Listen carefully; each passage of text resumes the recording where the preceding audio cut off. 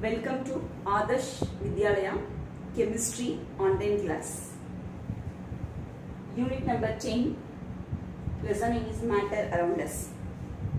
Students, in the last session we have seen the two separation method. That is, one is a solvent extraction method and another one is a simple distillation method.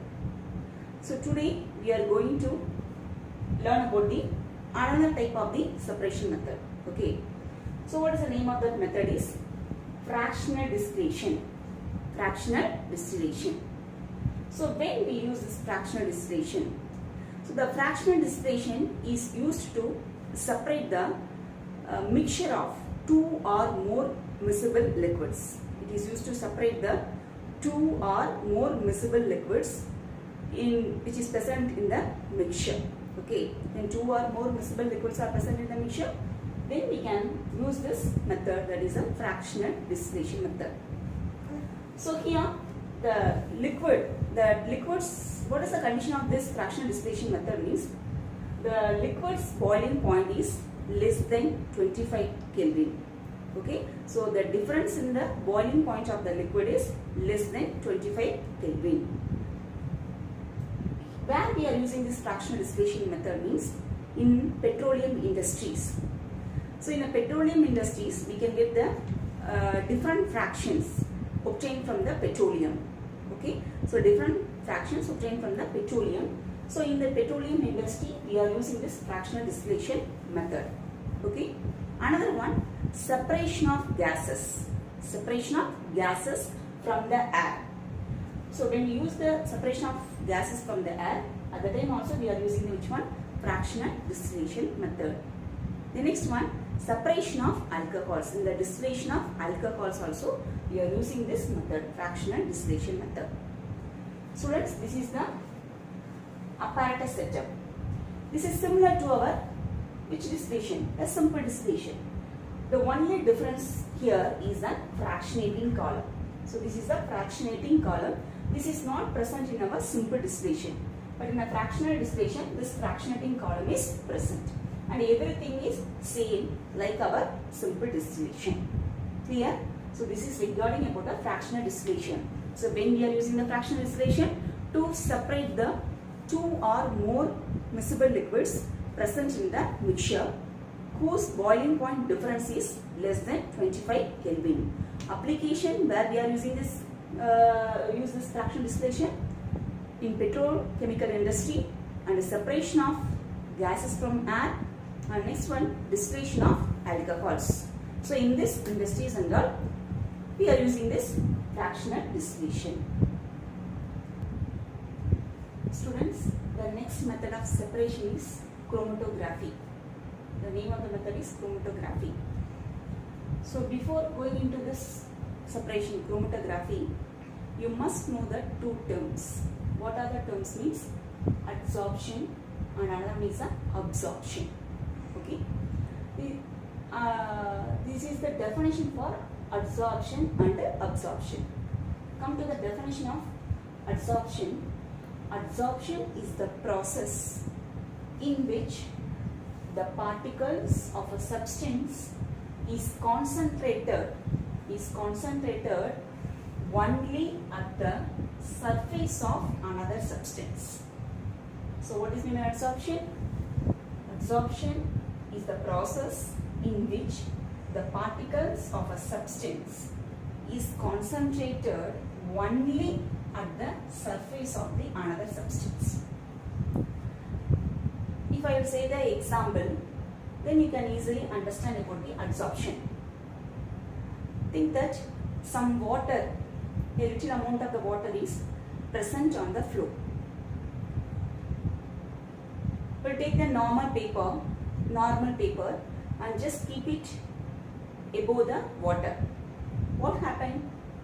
A little amount of the water is stick on the surface of the paper.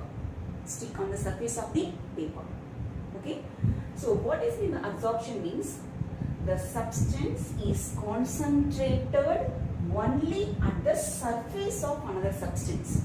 So at the surface of the paper only some amount of the water particle can be present. water molecule is present. Clear? So this is regarding about the adsorption. Come to the definition of absorption. What does mean absorption?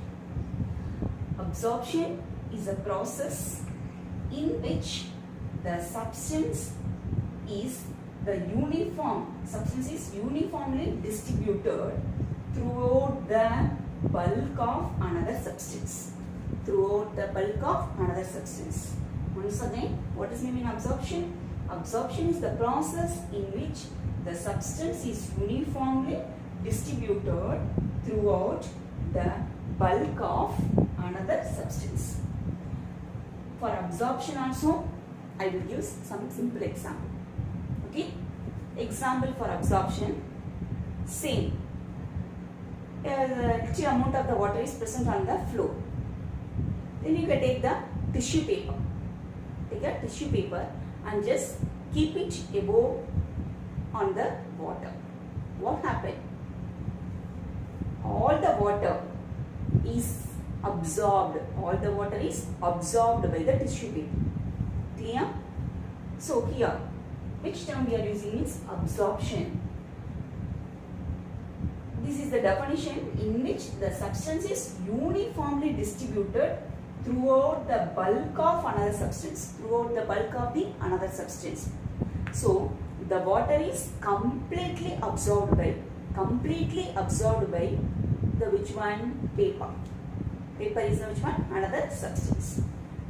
So now you will clear about what is mean absorption and adsorption. Adsorption is different from absorption. Adsorption means only the surface. You can just think about the surface only. But come to the absorption means throughout the substance. One substance is absorbed throughout in the another substance. Adsorption, we can take example, water plus normal paper. Okay. For absorption, we can take an example, water plus tissue paper. Chromatography is also a separation technique. So using this technique also, we have to separate the components in the mixture. What is the principle began with this chromatography means? That is difference in solubility of the different compounds in the same solvent.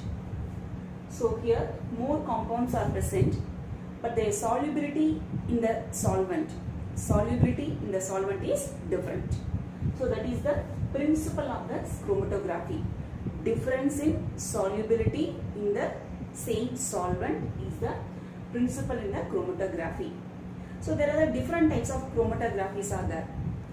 Paper chromatography, column chromatography, thin layer chromatography. So different types of the chromatography is there.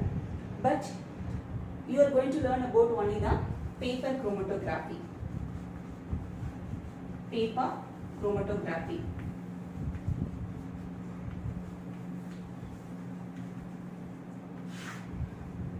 From the name, what you can understand? Here, the chromatographic paper is used. So its name is termed into which one? Paper chromatography. So using this paper chromatography, we can separate the different dyes. We can separate the different dyes which is present in the ink. So our ink containing black ink or a blue ink, it contains different types of the dyes. So in the different types of dyes can be separated using this paper chromatography. How it is separated using this paper chromatography? Now I will explain. This is the paper chromatography. It's a chromatographic paper. You have to put here a spot of a black ink. A spot of the black ink on this paper. Chromatographic paper.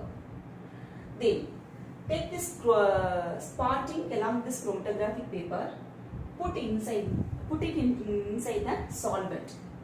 Okay, put it inside the solvent. Otherwise, keep the chromatographic paper inside the solvent. So it is a paper, this is a solvent. What happens? The solvent can be passes through this paper. The solvent can be passes through this paper. As the solvent moves up, what happened? In the black ink, different dyes are present. Am I right? Along with the solvent, the dyes also move. Its solubility is different. So, different dyes move in a different extent. Okay? So, different dyes are moved in a different extent. And also, it is adsorbed. It is adsorbed on the chromatography paper. Okay? So, finally, you will get the 3 types of dyes. 3 types of dyes in one drop of, from the one drop of ink. Okay? So, you can just take out this chromatographic paper. So, this is called as a chromatogram. So, the different dyes are separated in a different extent because their solubility is different. Okay? So, this separation of this dye in the chromatographic paper taken out, that is called as a chromatogram. Clear all of you? So, I will show. So, in your book they can given like this. Okay, so this is the chromatographic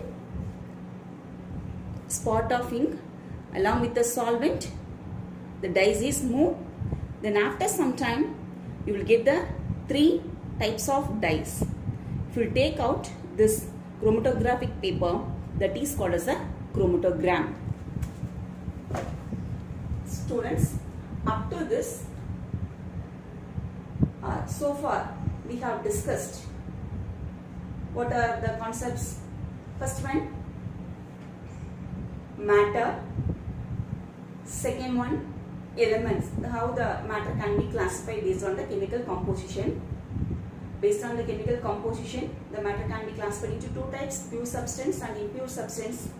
The impure substance is otherwise called as a mixtures. The pure substance further classified into 2 types. One is an elements, another one is a compound. You know what is the difference between the element and the compound. Come to the impure substance. Impure substance is otherwise called as a mixtures. So the mixtures also further classified into 2 types, homogeneous mixture, heterogeneous mixture. Okay. Homogeneous mixture means it forms a single phase. Heterogeneous mixture means we will see the substances, we will see the components present in the substances through our naked eyes. Example, I already said sand in water comes under the category of heterogeneous mixture. Sugar in water comes under the category of homogeneous mixture. Then we have discussed about the difference between the mixture and the compound. Mixture and compound. And why we are moved to the separation of mixture? Why we have to separate the mixture? That also we saw. What is the reason means? Because the mixture contains some impure substance. So in order to separate the impure substance, we are going to the separation techniques. So far, we discussed the different types of the separation techniques. Sublimation method, centrifugation method, and next one solvent extraction method, simple distillation method, and next one fractional distillation method, and chromatography. Clear? So in these cases, we are using using the term important terms: miscible liquids, immiscible liquids, solvent, adsorption, absorption. So these terms are very important. The last one We saw the which method? Chromatographic method.